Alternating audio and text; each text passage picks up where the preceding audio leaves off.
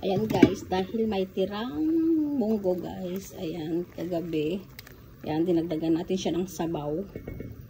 Kasi ang dami niyan guys.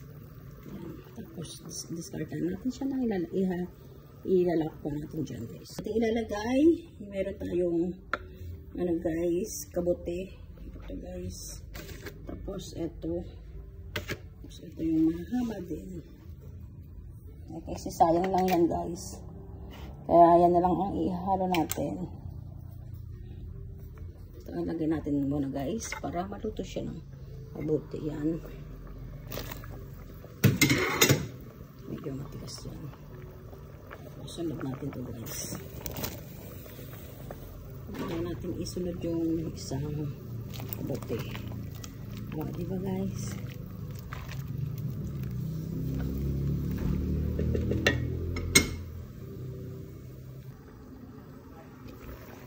O, ayan na guys. Diba? Ayan, luto na yan. Ayan guys. Ayan natin siya guys. Kung malambot na siya. Ayan. Lagyan na natin to. Mahaba guys. Ayan. Diba? Startihan natin ang ating isang ulam. Kasi sayang to guys. Madami nito kagabi. Eh, hindi naman siya naubos. Madaming tira. Kaya nilagyan natin ng sabaw. Tapos, nilagyan natin siya ng mga kabote guys.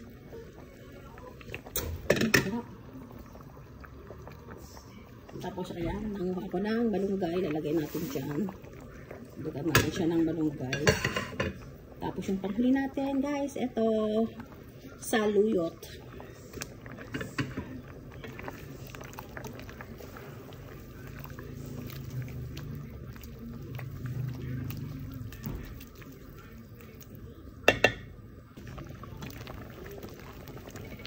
Ayan, okay na yan guys. Lagay natin yun. Lagay tayo dyan. Para mas lalo siyang sumarap guys. Charang.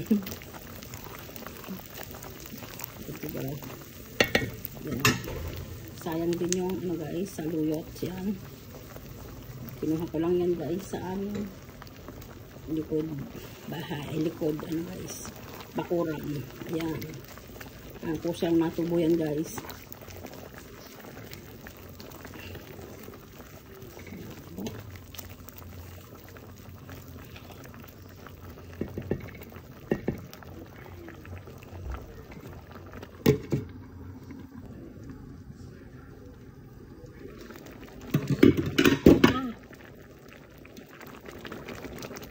Ayan guys, wow, sarap nito. Ayan, okay na yan guys. Ayan, ternahan na lang natin yan ng pritong tuyo. Oh, sarap nito guys. Oh, ayan. Okay na yan. Ternahan na lang natin siya ng pritong tuyo. Ayan guys. Dahil wala namang pasok guys. Walang pasok po dito sa amin. Ayan. Pag-ulamin natin sila ng tuyo guys.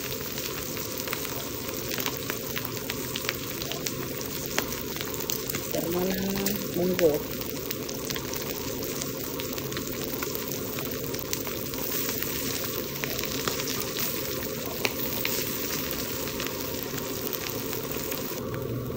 Ayan na guys. Okay na yan. Ayan. Natatanggal yung mga ulo.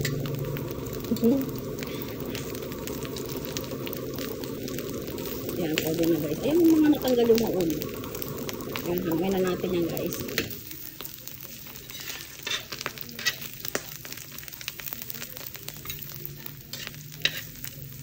Ano ba ito? Mga natanggal na yung mga ulo niya guys.